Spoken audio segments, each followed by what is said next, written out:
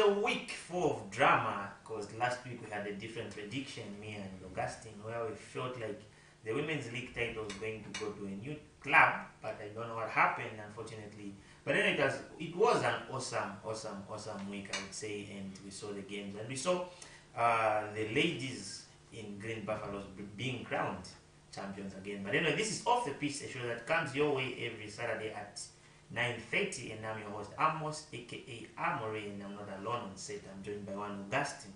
Augustine, our prediction went wrong. Yeah, I think first and foremost, good morning to our viewers out there. We turn all the glory and honor to the Most High God. It's been an eventful week. I think on a personal level, it was something which was very, very interesting. My close friend, childhood friend, Emmanuel Musonda got married to Mutale. I think massive congratulations to Emmanuel and Mutale, the new couple in town, Mr. and Mrs. Musonda. We wish you a happy marriage. It was eventful that the time the game was being played, I was attending. You enjoyed? Yes. And you made it clear to say, no, we are going to check that side, Augustine, and just have a few in terms of how the ends will be done. But anyway, maybe just another quick one, Augustine. We saw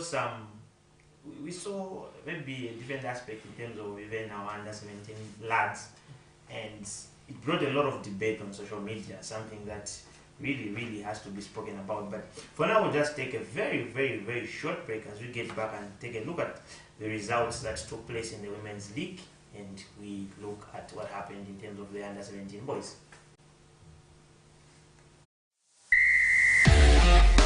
My name is Christopher Adam. Continue watching Off the Pitch on Camnet TV. Hey, join me, Amazing Katamanda, on the weekly gospel show for those exciting and interesting interviews with your favorite gospel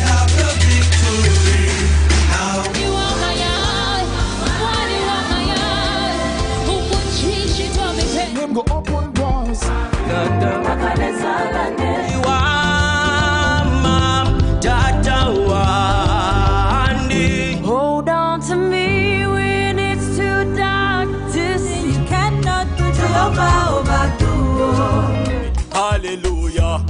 And this time around, we are bringing to you entertainment news and the counter, as you guys are able to nominate your top 3 favorite music videos of the week.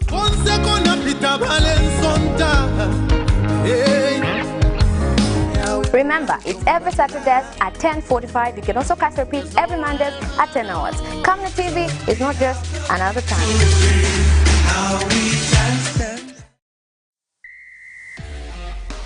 I'm Given Singuruma. Continue watching Off the Pitch on Camnet TV every Saturday.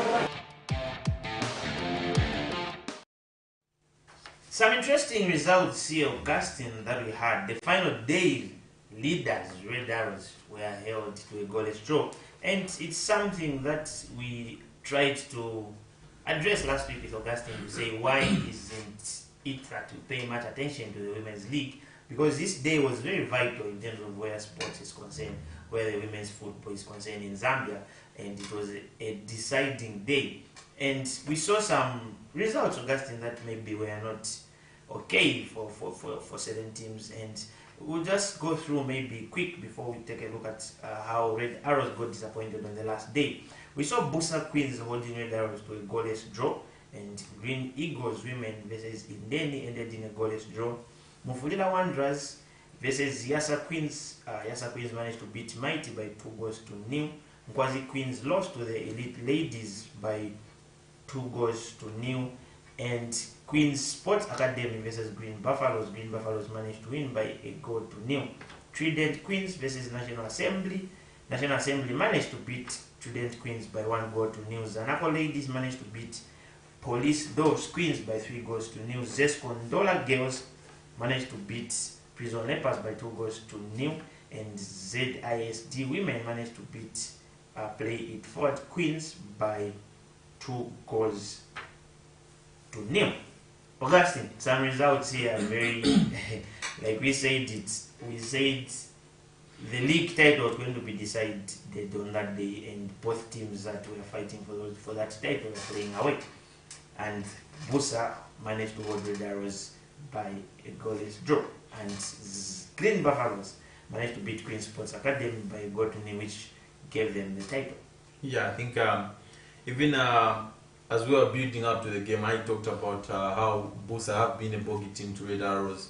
The Red Arrows have always struggled to beat Busa, but you would have thought with the incentive that was in front of them, of the Air Ladies, they would take the advantage and beat Busa. Leading up into this encounter, we had a situation where we were not sure where the venue will be. I think even last weekend show I talked about we were not sure where the venue of the game will be, because it was supposed to be played at the Margaret Manakatwi, but it was moved. Now Busa started looking for venues to try and host this particular encounter.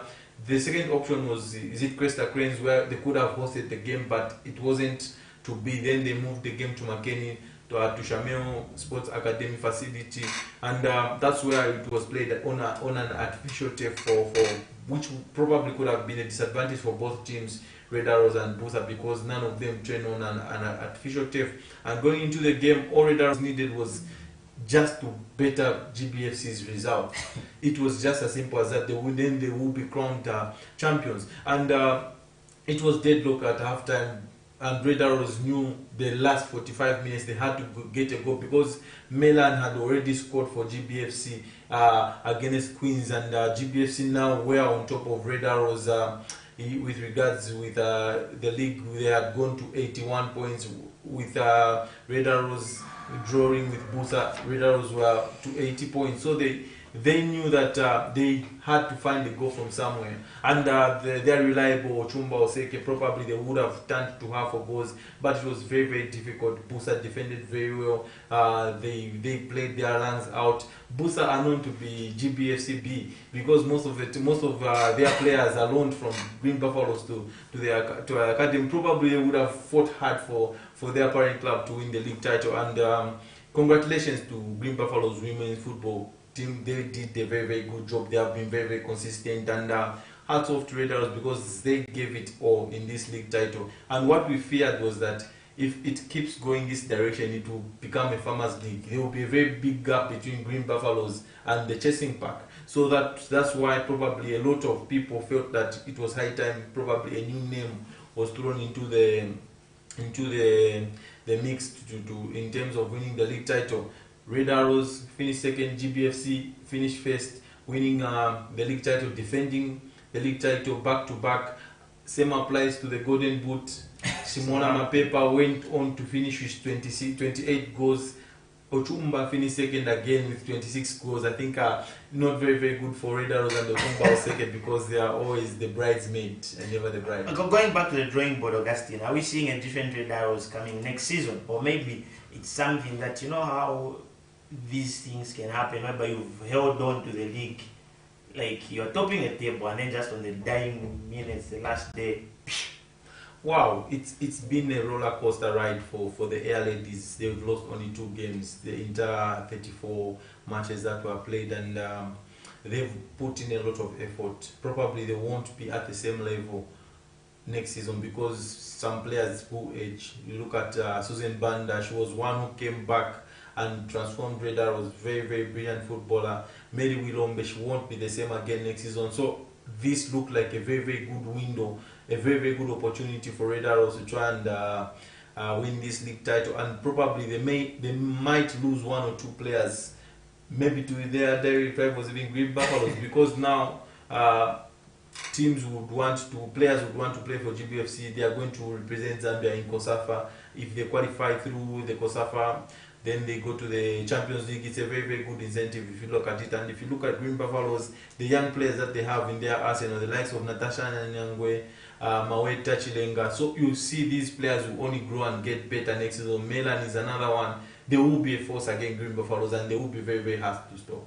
And let's hope we'll see a lot of teams investing more, because we need a competitive. And that's the point. That's the big point. If you look at the way these clubs are run, compared to Green Buffaloes, there's a very, very huge difference. I think they are one of the most professional teams, if not the only professional team in this league. The way they are run, In terms of facility, incentives, I think GPFC top every team in the women's league. They are better than even some men's teams in the ZPL. We have to be honest, the way they run. I think credit must go to their sponsors, Green Buffaloes. I think they have been doing very well. Their management, brilliant, and their coach has been one of the best coaches in the last 10 years or so in terms of women's football.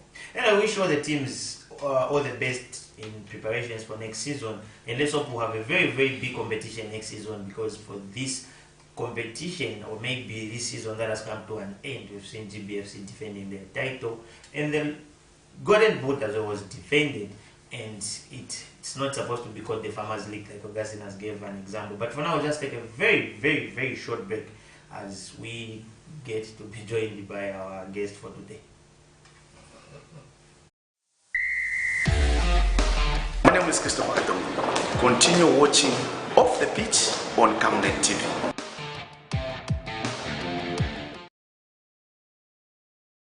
Hey, join me, amazing Katamanda, on the weekly gospel show for those exciting and interesting interviews with your favorite gospel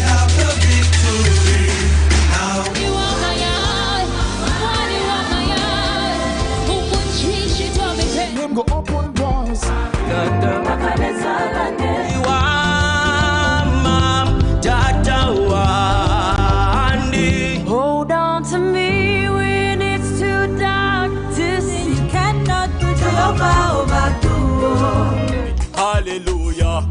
And this time around, we are bringing to you entertainment news and the countdown, as you guys are able to nominate your top 3 favorite music videos of the week.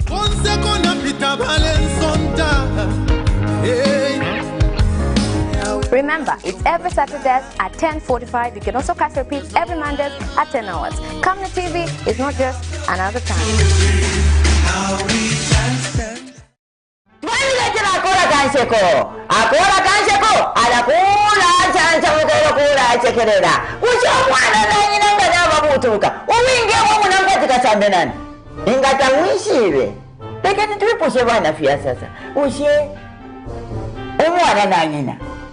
Ingana babuturuka uwinge bo munankwatira sambe nani mwe ipikia hii sheni abo mwikere nabo.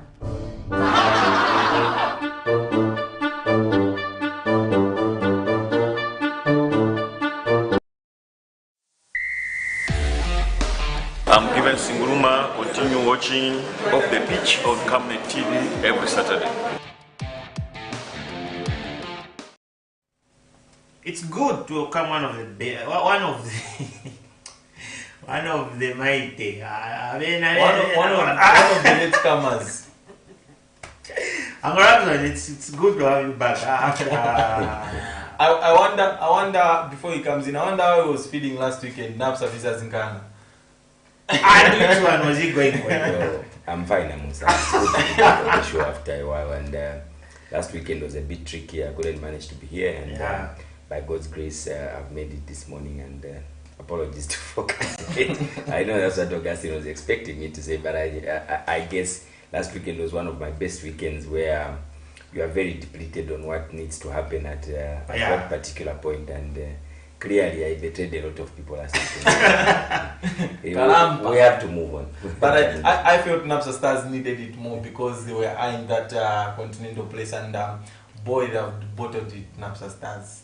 Well, that game last weekend, I was depleted. I was shocked because clearly Nkana Football Club was not very close to the chasing pack of that second slot, and I expected Napsa Stars to up their game and just go out there and press, especially looking at the shock where Nkana was coming from the previous weekend, from a 2-0 loss to Power Dynamos, and probably would tell that the house is still not in order because their tempers are still flaring. Yes. So it was, for me, it should have been a one-way traffic for Napsa Stars, and unfortunately the experience was against them, and Ghana Football Club emerged victorious. And we must say Perimutapa has been very unfortunate with injuries this season. I think they have been one of the teams that have been hit badly with injuries and probably unforeseen circumstances, like the centre-back Muimanzi, who lost the mother going into that encounter. So I think they have had these problems, Napsa Stars, and credit must go to Perimutapa for taking Napsa Stars where they are right now. If you look at the balance, the gap If we had between COVID now, we are second on the table. exactly the gap between the National League and the Super League has really closed. The way Musa and Naps have performed this season speaks volumes. Yeah, because when you look at I think these two teams have accounted for themselves extremely Very well in this Zambian Super League season, where we have seen that when most of the teams are coming up into the Super League, one good example in this pack is actually Rumwana Radiants. Look at where they are. They came from the same league and went into the Zambian Super League. And they were champions, not so? Of course, they were way ahead of NAPSA Stars. And when it came to them participating in the Zambian Super League, we have seen that the culture of working very hard, the culture of the self-belief that these players should have, has probably been inculcated in these two teams that we are seeing them getting results, including boardroom decisions. Musa is now probably, undoubtedly, they can't fail to draw again in the two games that they are playing. And one of them is at their slaughterhouse this afternoon against Sensational Zanago Football Club. So I'm seeing them qualifying for the second slot. And we've already started looking at whatever took place in terms of last week's games. So maybe before we take a look at other results that happened, perhaps maybe let's just start a bit in terms of the awarding of 3 points to FC Musa by the disciplinary committee and giving Red Arrows 72 hours to appeal. That's if they will appeal. But and perhaps when you predicted it, even when we were having a discussion in the group, you said those 3 points were being awarded. But let me start with you, Augustine. Is it what you expected? I think I'll be caught in between. It was a 50-50 thing. No, probably would have. No, I'll you be said honest. and you mentioned that it can't be given. You were talking about the evidence that you were privy to, and we had that argument documented. No. We can try and scroll down everything that was said. I talked about I wasn't going to take any sides because I felt both teams were wrong. They could have done better with the entire situation. I think we've seen worse things than that. I think let's focus on this. He talked about the Kitwe Derby. That was worse. Even the fans had to go into the field of play, but they did. Power Dynamos could have walked away from that match, but they didn't do that. It's not that what Red Arrows did was acceptable. That's very much unacceptable. But we need to try and have the same disciplinary committee coming strongly. I think the most disappointing thing is that it has taken them over 3 weeks to come to this decision. I think it's purely a joke how we do with these situations, because now there are teams that are chasing for those continental places, and they will feel disadvantaged because now the decision has just come very, very late towards the final stretch of the season. You look at Zesco United, they had a late surge towards qualifying for continental football. NAPSA Stars are one of the teams. Then you have got Forest Rangers with an outside chance. Green Buffaloes, they will feel hard done because the decision has come very, very late. I think it's high time we start dealing with these cases. The same week they happen, decisions, that 72 hours should be given to the disciplinary committee. It shouldn't take more than 72 hours. To give us the final verdict. Yes, for them to give us the final verdict. And credit must go to Musa. I think they had a very, very strong case that they presented to the association, and eventually went and won the case. And I think it has given them a very, very good advantage in terms of securing continental football, because if they manage to beat Zanago this afternoon, meaning Musa will represent Zambia in the CAF Confederations Cup. Even a draw is sufficient. Well, for me, if you look at this game, and I think I feared for my life at some point against Augustine when I consistently said, as long as this thing has been reported and there's a medical certificate that has been issued to a player, and those are the documents that the DC is going to look at, it was very clear that security was insufficient at Nkoloma Stadium. And when you look at the outcome of this decision, I think for me, the disciplinary committee is slowly improving on time. If you look at the case of Nkana Football Club, it was actually made on the last day at halftime. Yes. The disciplinary committee, this one has actually taken, I think, 3 weeks, if my memory serves me right. It's only 3 weeks. The other one took, I think, more than a month. And they waited until a situation where either Nkana goes to Eden, those days, Eden, or they survive. the game was on. We were at Woodland Stadium when they just announced the 3 points has been awarded to Nkana. That is one of the shockest things that the DC should avoid doing on the last day when teams have planned and are working hard towards their survival, and you just shock them with such kind of a news. For this one, yes, 3 weeks may be a little bit too much, but in that 3 weeks you also need to understand that there are those medical issues which were going on where this one has done this, the police need to give an official position. There are several factors that you need to take into account for a decision to be quickly made. So for me, a turnaround time of 3 weeks is a great improvement by the DC. But unfortunately, very bad outcome for the chasing pack who are actually going for the second position. But clearly we don't tolerate indiscipline, we don't tolerate such acts, whether you are from Ghana, you are from which team. I think discipline must be discipline, and the name of the game must be fair play. Augustine, Yeah, how are you seeing Red Arrows appeal?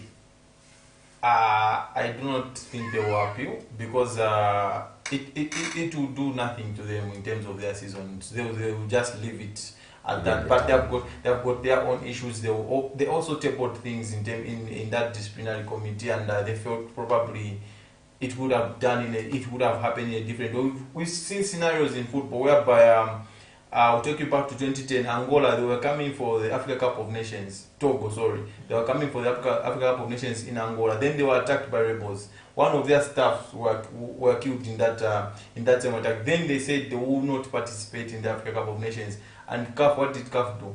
They slapped them with a 2 years ban because it was against the football rules. They could have turned up and played the games according to what CAF had. And we saw an incident where there was racial abuse in the Paris Saint-Germain versus Besiktas game, I think a couple of years ago, when Demba Ba was racially abused. Yeah, they walked out of that game, but the game with the following day, following 2 days, they went and finished the game. Probably could have happened in this case with regards to Red Arrows and Musa. No, Monga was injured. They could have gone and played. The goalkeeper, the player was injured here. In this case of Musa, the goalkeeper was affected.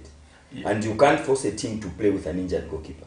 No. That's a different case. What I'm saying is that not on that particular day. They could have gone and played the days that followed. Probably gone and played the remaining 45 minutes. And then now punish Red Arrows for not having adequate security at the game. I beg to differ with that opinion, Augustine, for a very simple reason. Here, it's a player who is involved, who is injured.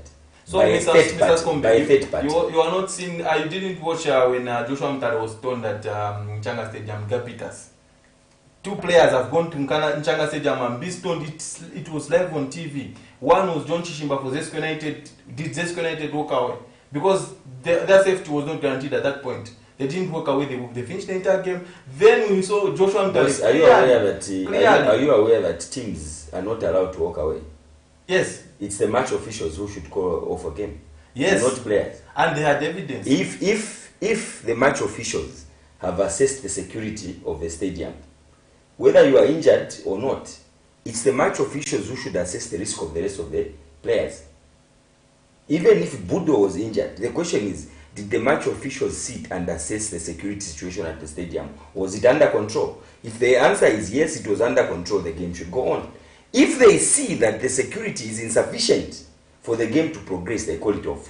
If a team walks away, they will ban them. So which one was very dangerous? Nkana versus Power Dynamos. I've just explained the security. I'm trying to balance up because now we're in a situation where we should not throw opinions are similar, but we are getting different punishments. Exactly. Because so let's discuss the match. Nkana Red Arrows last season, it was stopped for about 15 minutes.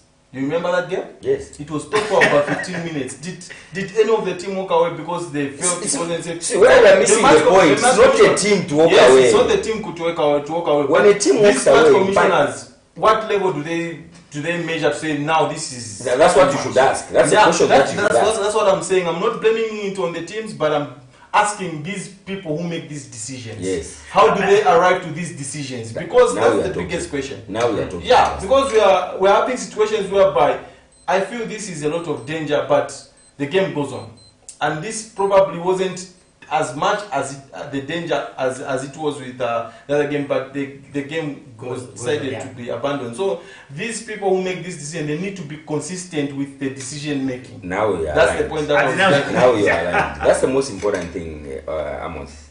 Let's not look at what the players need to do or what teams need to do. It's the match officials. Even when you read the disciplinary results, it's the match officials report that declared that game that it can go on, not the teams. You can have 5 players injured, and the match officials, if they decide in their own wisdom, so you can continue, and you decide to walk out, the punishment will be meted on the team. So let's focus on the consistency of these match officials and what guides them to call off games because of injuries, which we have seen happening.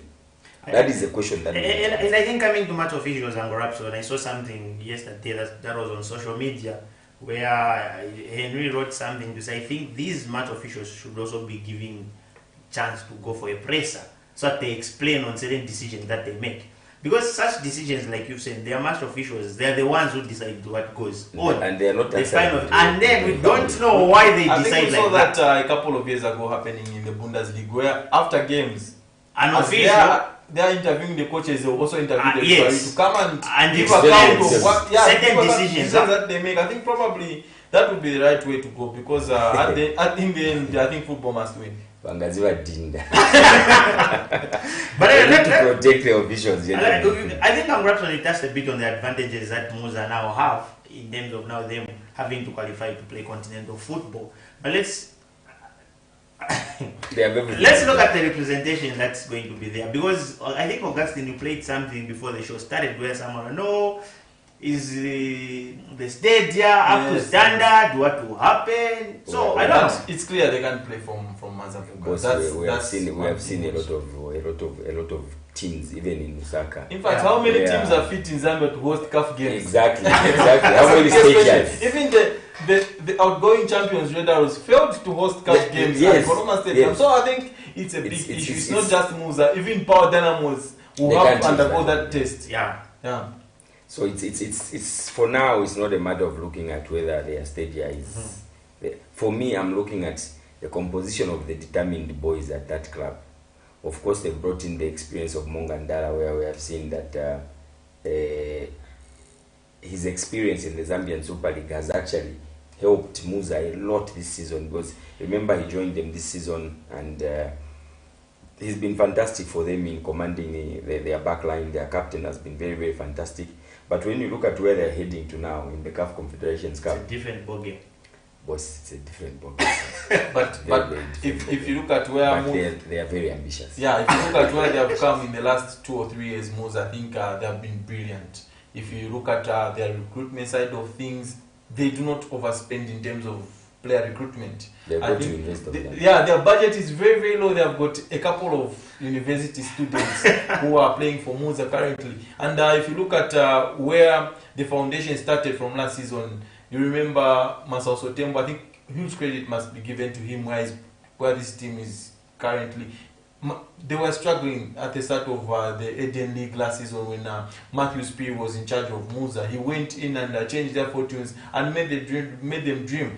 They went rapidly from being a team that was close to the relegation zone to a team that was chasing promotion, and Andrew Piri was one of the most instrumental players. He chased Christian Saide for that golden boot last season, and you thought, will we replicate that in the big league when the pressure is there? And the boy has been brilliant. We have to be honest. He scored 10 goals for Musa, and they have got players like Emmanuel Manda, who had a few of continental football at Zanaco. He was on loan. Now he's back at Musa. He's been one of those players that have contributed with goals. I think Chipo Sondash was brilliant from last season. He hasn't been the same this season. They brought in young Chanda Chileshe. He's fitting in and left back. Mandra Mule are probably one of their weakest link in the moves. I think that right back they need to be addressed as they are going to play content of goal. Mandra Mule consistently is the one who is exposed in that Musa team. Remember, even against Bernard Kumwenda, Ngwazi versus Musa, he was the one who even committed the penalty. He was being put under pressure. But I think Keith Mwemba is a very intelligent man with this executive. They'll sit down, they'll try and look at areas where they may need to reinforce. They have got a couple of players on loan who may go back to Musa and help them. The likes of Camnet Luchanga. Luchanga is an FC Musa player. He might just be the guy that might go in there with his experience of playing under 20 Africa Cup and World Cup. He can take that to FC Musa if they will need Camnet Luchanga, because it will be difficult for Musa to hold on to Andrew Piri. There are a lot of stories coming out. One which broke out during the course of the week is that TP Mazembe are interested in Andrew Piri, so it will be difficult to hold on to this fine diamond. Something. It's really something. So I think Musa have been very much exciting. The football they played, high tempo. I think their coach is very, very brave. In his time, he was one of the most intelligent footballers that I watched, Alamek Banda, and you can see that with his team, his passion he has for the game. I think even the president, Keith Mwemba, the passion he has, he's been involved with Chiparamba, Lusaka Dynamos, now Musa. I think credit must be given to these people, the works that they have done, and it's a good example for the teams that are coming up next season. Angorapson, if you are part of the FC Musa executive, and you know that there's continental football coming ahead and going ahead, and you've had all the faith in these players that have managed to qualify you to continental football, would you want to strengthen the team and bring in players that would strengthen the team? There are two things that play here. Two things, and I always mention this. To begin with, these are lads that you came with from Eden. Mm-hmm. When you were qualifying from Eden into the Zambian Super League, your first assessment was, will these players manage? Will these players match the experience of the big teams that have been in the Zambian Super League for many years? At that point, most of the teams will choose to do wholesale purchases of finished players. As long as The players that go to the other teams, I will not go to the GBFC. But you get the perception that most of the executives would say, guys, thank you very much, you've done your part, we are now in the Super League. You see, I'll give you an example of what happened with there was a time Green Eagles bought 11 players in one season, in an off-season window. They brought 11 and did the massive sacking of the players. Look at Musa. They maintained the same boys, brought them into the Zambian Super League. In fact, Monga Ndala didn't start with them this season. Mm-hmm. He joined them. Mm-hmm. They started with the same pack that brought them into the Zambian Super League, and they were consistently playing soccer. When experience demanded that they needed to bring in experience, they got to what's this guy from Zarak Football Club? Emmanuel Manda. Emmanuel Manda joined them. They got a veteran from Lusaka Dynamos, that midfielder. He joined them also. Abasimbi joined them as well. They got Monga Ndala, and then they said, okay, fine, you three are Madalas, you manage the young ones. And the young ones have been very ambitious. Mm-hmm. And if you ask me, even the next step of going to continental football, they should just sit down and analyze simple basic football of what their weakest points have been in the games that they have lost. Remember, previously we used to say, Musa is only strong in Mazabuka. Look at their journeys on the road. They literally drop points. They are also bust. it causes upsets. So for me, even as they are going into the CAF slot, I'm sure it will be confirmed this afternoon, because sensational is no longer sensational. Probably we need to give Wada next season for him to start and end the season, and so that we can make proper judgment. Yeah. But this particular squad, which failed to beat, it beat Buildcon by 4-0. Buildcon, which only had 2 players on the bench. Exactly. They should have given them 9 goals. But this is a team where you are playing with 11 inside, 2 on the bench. Even if you deliberately decided to injure 3 inside, you know that they will be depleted. But you go ahead and you won't manage. So you go and beat them by 4-0. And now you are going to Mazabuka to face a team that is ambitious, a team that wants to confirm and make history at their own home turf. It will be very, very interesting for others to get a point out of there. But for me, really, FC Musa, they are in high spirits. They've got one interesting midfielder. I think is Solomon, the FC Musa, wears shirt number 15. I think he's probably one of the most underrated players in the Super League, but he's very, very good. Technically, he's very, very special. If you watch him every day, I think you will appreciate the work that he puts in that Musa team. The captain, Kasanda, is one player who has really, really grown. He's really, really grown. If you remember the times at National Assembly, Lusaka Dynamos, Napsa Stars, I think he has developed now into a very, very solid defender. During his times at NAPSA, he wasn't very, very good. But now he's taken that responsibility to try and lead this team forward. And they've got their small captain who is always on the bench, Kelvin Mwanza. I hope they play him this afternoon so that the fans will cheer him. Let's just take a look at some of the games that are being played today. That's in the Zambian Super League. Yesterday we saw NAPSA, who made it free. Wow. Drama a boost. Drama at the end. There was no drama. Drama. I was in the stadium. 2 late goals. I was in the stadium to cover that game, and there was no drama. People were anticipating the stories they are reading. To begin with, what Forest Rangers scored was a brilliant goal. It was a corner, an avoidable corner. NAPSA Stars should have avoided that corner. It was a corner, round about 85th, 86th minute. That's why the drama comes in. 2 late goals. Well, I thought it's drama from the activities. Drama, 2 late goals. Most of the time when a team scores in the 87th minute, but there's always that. Not the events. No. Okay. I mean there's a story with events that happened. Which made Daniel Mshinemu cry. One. Okay, they considered a goal. I think let me focus on the 2 events. Yeah. Event number 1 is an indirect free kick which was given by the ref, where the goalkeeper held on to the ball for longer than required by law. And people cried foul. Why is the indirect free kick being taken right in the box inside the goalkeeper's area? Rule number 1 there's a rule, guys, the 6-second rule. Yes. People fail to apply that one. And most referees, it's a prerogative of the referee to apply it. And they're not consistent enough. No. That's why I'm using the word prerogative. It's a prerogative of the ref. Many times they will just walk to you and warn you. Stop wasting time. We are delaying play. But if you consistently do that, and this goalkeeper consistently did that in the last 5 minutes of the game, and I wasn't surprised for the ref to actually call for the indirect free kick, which is correct by soccer laws. And it was given. That resulted into the free kick being taken. There were a scramble for the ball in the 18-yard box. A player intentionally moved the ball away from the legs of the striker who was about to shoot on target to score. So for the ref to call for the penalty, nobody argued. The only thing that brought the argument, it came from the free kick, because everybody now joined on the free kick issue. But the handball was never disputed. It was a handball, and the penalty was given in the 6th minute of additional time. And Dixon Chapa made no mistake with his continental experience. They are sitting on position 2, and he calmly slotted the ball in the very, very wrong direction of the goalkeeper. But clearly, if you ask me, the electrifying aspect of the game before kickoff, when you look at where Forest Rangers was sitting, you look at where NAPSA is sitting, you look at what these 2 teams are fighting for. Yeah. I expected a very, very good game. Exactly. But how was the crowd like? It being free, because NAPSA wanted to have that. That stadium is big. Even if you are, it's always half.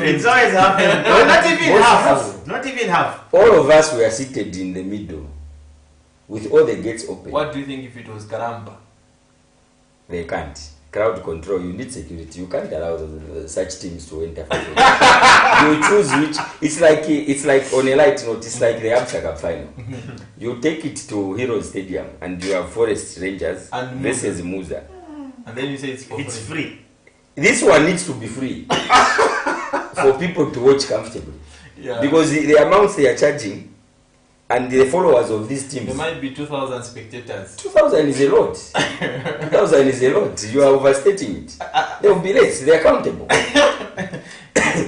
They normally come in a roster from Mazabuka. And then Forest Rangers, they don't even have transport to ferry their own. So probably it will be a very, very difficult one. On a light note, for Forest Rangers, just on a lighter note. On a lighter note, but that stadium is too big. Yeah. They should have opened it up the same way NAPSA Stars did it yesterday, but you do it for that. But because of crowd control and everything else, excuse me, it's important to limit the number of people who are entering, and probably you just make sure that you have enough security, because clearly there will be probably maybe the president will be the guest of honor. He will come and present the same way it happened at Nkoroma. But I think the stadium is too big for that. But Nkoroma looked very, very colorful that day because it was packed and it looked, for that occasion, it looked very, very small. If you take everybody who was at Nkoroma, take them to Heroes. But now it's 3, 4, 5 pockets. Yes. But okay, coming to the NAPSA Forest game, I think if you look at how Forest have dropped, I think it has been very, very disappointing in the second half of the season.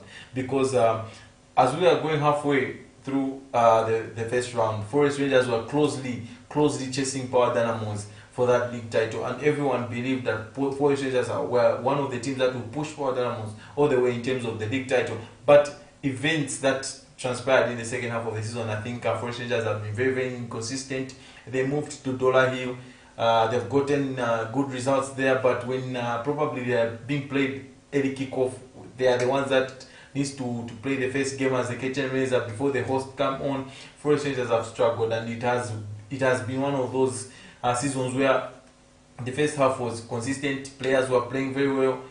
The second half of the season, we start seeing a lot of chopping and changing in the Forest Rangers lineup. They haven't been consistent. I think Forest Rangers are one of the few teams that have been making 4-5 substitutions every game, which hasn't sat down well with probably the fans and people that follow Forest Rangers, because there is no consistency in their selections. And another was the coach going for the under-17. Probably it would have had an impact on the team. In fact, they've done well before, after he left. They've extremely done well after he left. They just beat Power Dynamos. That is the biggest achievement. I think we've got a call. Hello? You are through to the pitch? No, maybe it's just Elijah wanting to contribute. That's one of the biggest results they've recorded. But for me, we need to move on to other games because of time. But it was one of the most boring games I've ever watched. And it was always going to be tactical, so you expect it to be boring. It was a very, very boring encounter, and I can't wait to go and just revamp that feeling when I go to watch Mtondo Stars versus City of Lusaka. Your beba. Let's just take a look at some of the games that are being played today. And perhaps, like you said, we've got Beautycon hosting Green Buffaloes, and we've got FC Muza hosting Zanaco, the game that we've already spoken about, and we've got Green Eagles hosting Red Arrows. We've got Kawe Warriors versus Chambishi, Rumana Radiance versus Nkwazi, and the battle of the battle. Right. And we've got Zesco United versus Nkana. Just on that game, I've got a special message for Mr. Scombe. Okay. Which one? Nkana versus Zesco versus Nkana. Those are playing. There's a message for you from Esanjo. We said we are beating you, Kalampa, this afternoon. Oh, you mean Kalampa is losing? Yes, Esaya Zesco fan. He's a very diehard Zesco fan. Warning you, Kalampa fan. We are beating Kala this afternoon. Well, you see, you can understand the pain. This is a team that we beat in the first round. They lost at Nkana Stadium by 1. I don't know if Elijah, it's you. Hello? We've lost the call again. No, it's Elijah. I'm sure he wants to say. So you can understand where the Zesco United fans are coming from. It was a very, very, very difficult defeat to accept at Nkana Stadium in the first round. They were humbled by 1-0, but a formidable Zesco United that I have seen in the last few weeks should be able to emerge victorious this afternoon. You know, honest, when you look at how Nkana Football Club is playing soccer, how the team has been responding to losses, beginning from last week where we saw them beating NAPSA Stars by 1-0 immediately after bouncing off a 2-0 defeat to our bitter rivals. No, I don't call them bitter rivals. They are our brothers. They are bitter rivals. No, they are our brothers. That's a fact. They are just brothers across the road. So who likes coming to eat when you cook chicken? They come, you eat with them. When they go back, they go and find vegetables. That's Power Dynamos for you. So probably those are very good brothers of ours. But when you are focusing on the game, Zesco United this afternoon, for me, when you look at the composition of the team, the experience that Chicken George has brought into that squad, and how inconsistent Nkana Football Club has been, clearly, to be honest, I could have a soft spot for Nkana for whatever reason. But I think when you look at the two sides this afternoon, it will be a very, very big celebration if Nkana Football Club managed to get a point out of. But again, if you look at if we are going to judge Nkana this season, it's probably it will be a very good. It will be a good season, not a very good season, but it will be a good season. Where they were in the first half of the season and where they are now, right now, I think the biggest blow will be their nemesis, crosstown rivals, winning the league. I think that will hurt them a little. And I think if you look at what Chambeshi has done with his team, based on Chambeshi, I think he's done some great works with meager resources. Exactly. You look at the signing of David Cowell. I think we'll continue preaching about that. It has been one of the biggest signings in the January window. It has transformed Ghana from where they were, a team that was in the jaws of relegation, to a team that hoped for continental football for some weeks because they had gone on 8 games unbeaten run. That was something which we have to give credit to. Very consistent, very solid. And if you look at, he brought in players like Moses Nyondo and they came and performed. What he has done with his central pairing of Makombozi and Stefan Churu, who would have thought Stefan Churu would be a centre back who would be relied at a very, very big club like Ghana Football Club. And if you look at across what Zesco United have done, Rwanda Mina, he went in, he was very inconsistent at Kawa Warriors. He was very poor, not inconsistent, but he was very poor. Extremely poor. He was a champion of draws. Exactly. Then he has moved to this Zesco United team, which Numba Mamba was struggling to try and get result out of. So these guys just swapped homes and... both teams are now okay. Exactly. So they brought in Dennis Nya, who has been very, very good for Zesco United at the heart of defense. The Nigerian is very, very strong in the air, solid on the ground, and is proven to be one of the difference this season for Zesco United. And I must give credit to George Rwandamina for getting the best out of Colin Sikombe. You remember when Sikombe moved to Zesco United, he struggled. But he's gotten the best out of this boy, and now he has got... And the extension of the armband has really, really, really made a huge difference. Huge difference. And you could see now, this is a coach who believes in Sikombe and he knows where Sikombe plays better.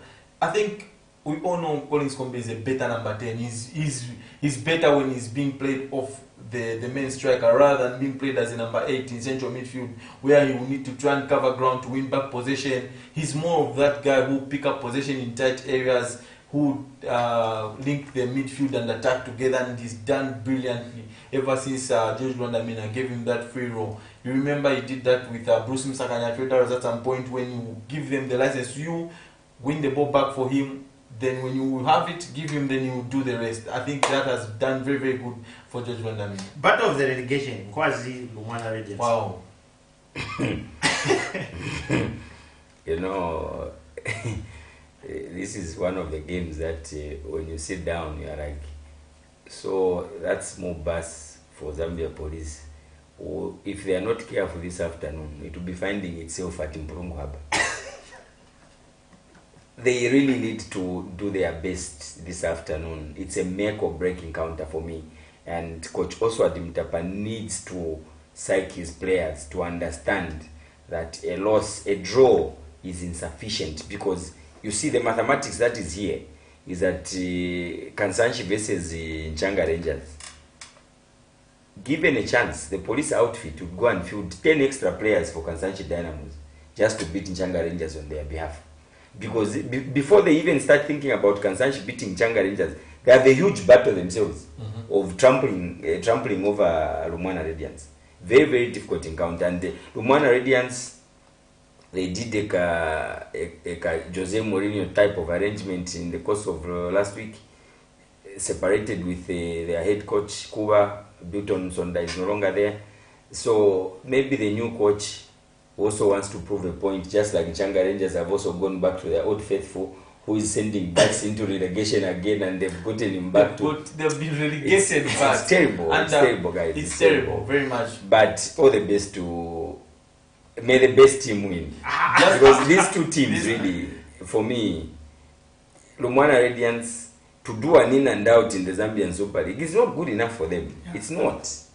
Considering where they came from, where they won it convincingly during qualifications into the Zambian Super League.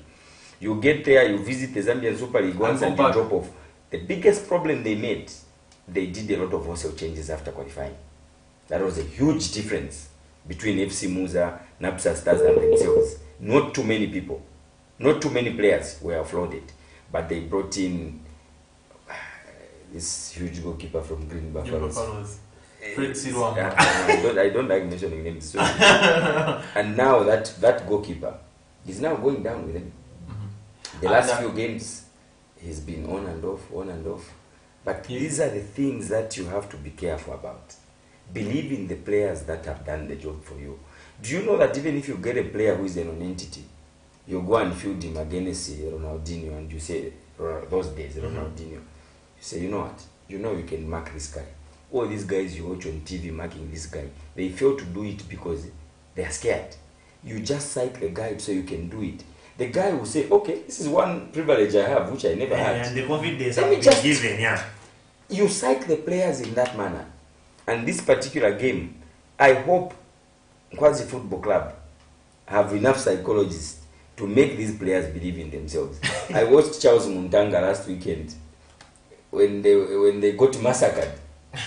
It was a sorry sight. And if you go back to the two games these two teams played, I think Lumana Radiants went to Nkoloma Stadium and Fred Silwamba didn't do them justice. They could have won the game against Red Arrows, but I think the goalkeeping was very, very poor. He could have saved one or two goals that went in and see Lumana Radiants try and survive that relegation. But I think it was very frustrating for Lumana to go 3 times at the home of champions leading, and then you continue giving away the lead. I think that was so frustrating. And coming to the game that Mr. Skombeza from talking about, because now this is a 3-team race. 3 teams are fighting to stay up. Only one stays up. Mchanga Rangers, Nkwazi, and Lumana Radiants.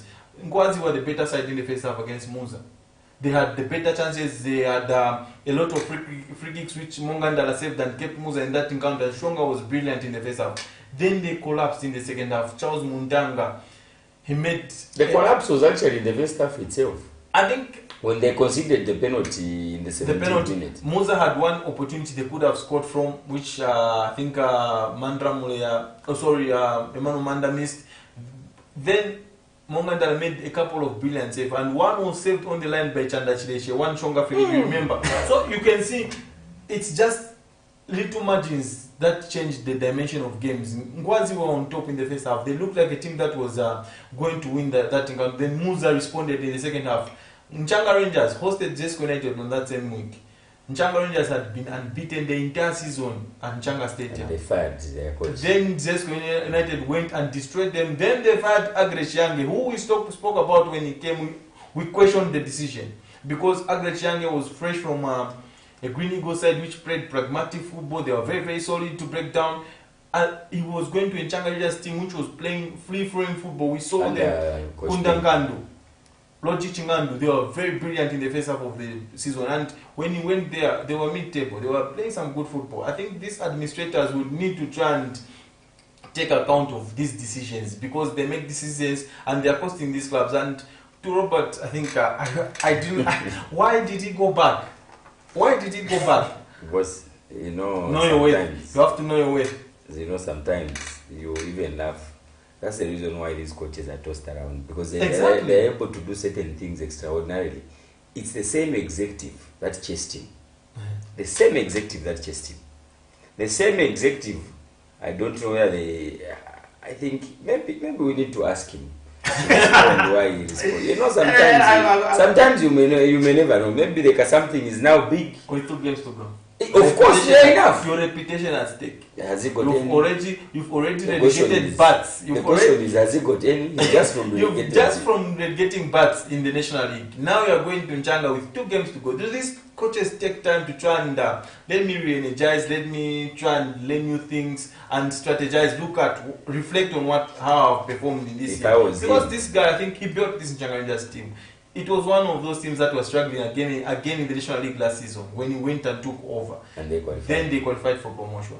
Then they do this to you. And then you go back with 2 games to go. He should have negotiated that I'll join you in the off-season. But games, one against Kansanshi in Lumana. Today. Again, the next one will be against Numba Mambas Kawara, the last game at Changa. And Rapson made it clear, maybe there is something. But anyway, just a quick one. It wasn't 20%. It's not passion. 50%. It's not passion. But just a quick one, since we've got about 2 minutes remaining and go up to just a quick comment in terms of our under-17 boys being knocked out of the competition, and it brought a lot of debate on social media. Well, I don't know.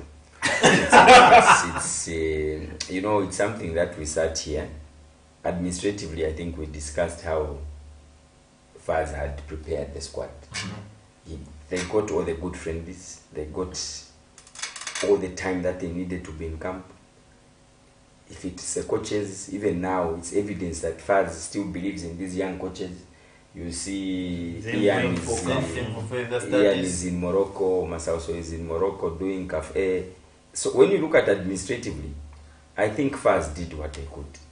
And it's unfortunate that the lads, a couple of players who are being played probably, you know, we should move away from looking at people's names. Let's play football because people can perform.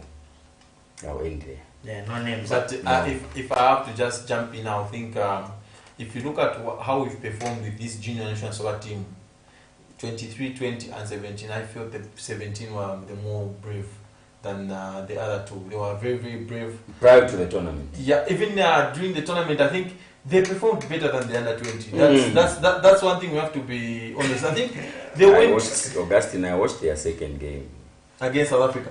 They messed it up towards the end, but they played a better football than the under 20. And the under 20. Well, if you are doing that comparison, maybe yes. So if you look at, do we have potential players from that team? Yes, I might say Siam is one of them. Their centre back. And Hama Cindy, someone tell me the other centre back. That was a good partnership. Emmanuel Manza, he was one player that I expected more from the tournament, and he went and scored 3 goals. That was not very disappointing. These are players that we could look at in future and think will develop them into better stars. And how did these other countries manage to cheat? Imagine. And if with MRI scans. MRI scans, I think it's a joke. And if you look at CAF, they need to improve in terms of their communication. What happened after Zambia won against? But Augustine, I think the other biggest disappointment against Morocco was the interpretation of the laws. Yes, now it became very, very difficult because when the tournament was starting, the rules for CAF are clear. It's head to head. That's why Super Sports reported that Zambia has made it. Exactly, because now CAF changed the rules. Say since Sudan is out, they were talking about the third best placed team. Say it will be based on goal difference and the performance against the team, the top team. Yeah, the top two. So that's why we mixed it up. But I think we wait to see. It was clear, but the communication was not made so clear. Clearly, the rules were clear. Okay, if you are given the rules. How many times, Mr. Skombe, do we see a situation where, after the final games of a group, there is a meeting to decide who qualifies? No. Those rules were done before the. But why was that meeting called for after the Zambia Morocco game? It was an issue of clarifying. It's an issue where most of us from the media participants do not understand. It's the culture of poor reading. CAF was very clear to say these rules were written in advance. We are not changing them or amending them during the tournament. No. They were written and circulated to the teams that were participating. But the culture of you guys of filing things, you got the documents and went and filed them, and you wanted somebody to come and interpret them for you because you are now in that situation. But again, I think due to time, I think this is one course where even maybe our football body has to up their game, because we saw a lot of people going on their page asking questions. Have we got? It took 2 days, if I'm not mistaken, for them to answer. So meaning if the motherboard clear, if the motherboard wasn't clear, how is it even possible? Appeal already, they've said they've appealed for what? The only issue that I can confirm is that the rules were done before the tournament. And the only issue that so if people didn't know about them, we can't blame CAF. And the only thing that I can confirm is that South Africa had 5 by Senegal, then we celebrated. Half time was 3 by. I think due to time this was an embarrassing game. And okay, sorry. We should have been in that position. Before we close, I would like to congratulate Power Dynamos for winning the league title. That goes without saying. I think they beat Forest Rangers and were crowned champions. This afternoon, there will be a guard of honor for Power Dynamos. I think congratulations for Power Dynamos. A quick statistic is that Power Dynamos have won the league with 2 games to spare. Red Arrows won the league with 1 game to spare. let me what am I How driving? many games did Nkana win the league? No, a lot of games to spare due to COVID. Mr. Spombe, there's a point that I'm driving to. Red Arrows won with 70 points, and Power Dynamos have won the league with 60 points. The 62 points, they can only get to 68 points. So the question is, was the chasing pack solid enough, or was it why winning the league at such points? Yeah, because the chasing pack last season chased Red Arrows up to the very end, and they went on 70 points. But this time around, Power Dynamos will only get to 68 points, not the same number of points as Red Arrows last season. Let me respond to that. It's an issue of where competition is now good. Becoming stiff. If you see the number of teams from position 2 to 8, and the rest are just average. but you see, if it was Power Dynamos and the rest were average, Power Dynamos would have been probably at 80 points, and the next team would have been at 62. They were also inconsistent. This is what I'm saying. So the competition is too stiff. Yes, it was Power Dynamos ahead, but Power Dynamos would have had a big gap if it was a one-horse race. But because it was so tight, and the biggest issue here, Augustine, is from 2nd position to 8th. It's so tight. Anyway, congratulations, Power Dynamos. we'll continue our debate just after we go off screen, but this is where we have to say our babas. So for those who watched us, we say thank you and continue watching Camnet TV, for we are not just another channel. Stars is playing at, you think. They are coming in the Super League. Let's go and watch it. Yes, absolutely. Let's go and watch. But for now, we'll see you next week. Stay good. Amazing Adamanda is coming on your screen with the weekly gospel show. For me and my lads here, it's bye-bye. See you next week.